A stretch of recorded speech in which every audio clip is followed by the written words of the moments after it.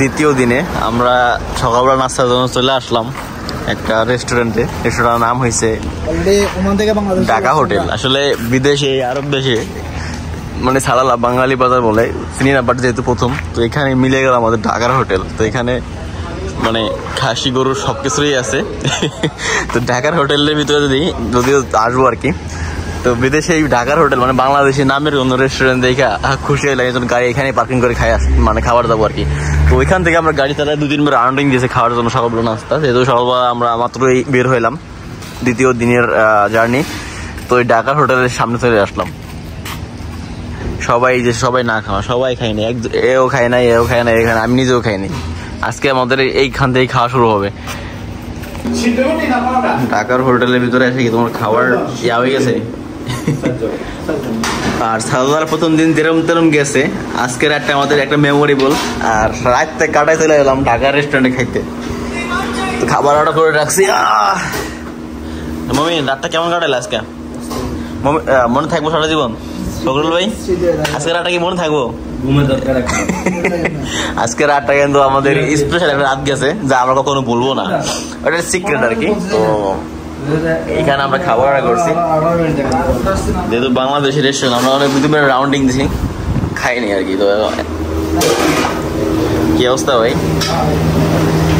তো এও কিন্তু আমাদের ঢাকার বাংলাদেশি ভাই সালাল্লাহ এসে কিন্তু বাংলাদেশি রেস্টুরেন্ট থেকে গাড়ি থামাই এখানে খাইতে আসছি।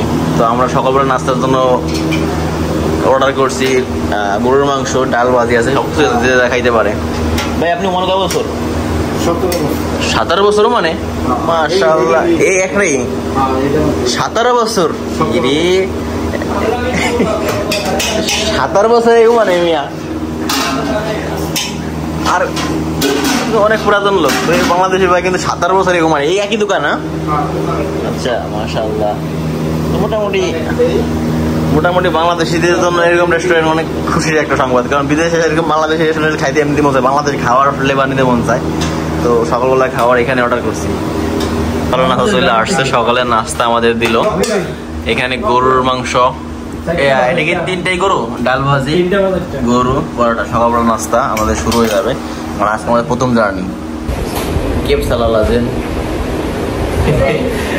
আজকে রাতটা আমাদের মেমোরি থাকবে, তুমি বলতাম না। সালালা যত ঘুরছি আমরা, যতদূরই ঘুরছি সব থেকে আজকে রাতটা আমাদের একটা এমন একটা রাত কাটাইছি যেগুলো বলা যাইব না, বাট মেমোরি থেকে যাবে সারা জীবন। এটাই একটা ভালো লাগা। তো আমাদের সকালবেলা নাস্তা কিন্তু টেবিলে চলে আসছে। বলুন ভাই এটা আমি কি এত দিব সবাই থেকে গেলাম। তো সকালের নাস্তাটা শেষ করি আমরা, তারপরে আবার বেরোবো সারাদিনে জার্নিতে। এটাই তো মারাত্মক ডাল বাজারটা, ঠিক আছে? মানে গরুর মাংস যে ডালটাই অনেক সুন্দর হয়েছে।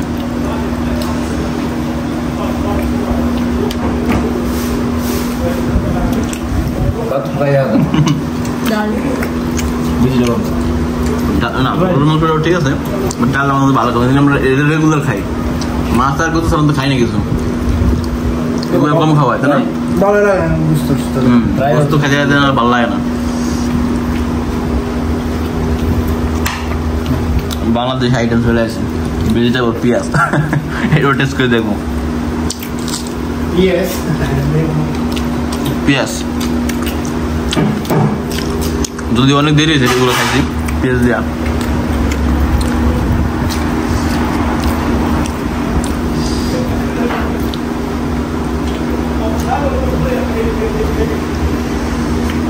গরুর মাংস, পেঁয়াজ, লেবু সবই আছে। মনে আছে আপনার? না না আমরা চিনছেন না, আপনি আর ওয়াইছেন না খাইতে পুরো না আপনি জাস্ট খাড়ি লোক পাইছিলাম।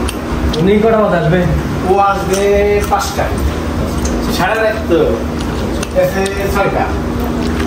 আমি আইছি ভাবিরও ভালো দিছে 26 তারিখে আসবে। ডেটা তো 5 তারিখে, আমি আবার ফেরত তোমার কাছে। ফ্যামিলি কোথায় না?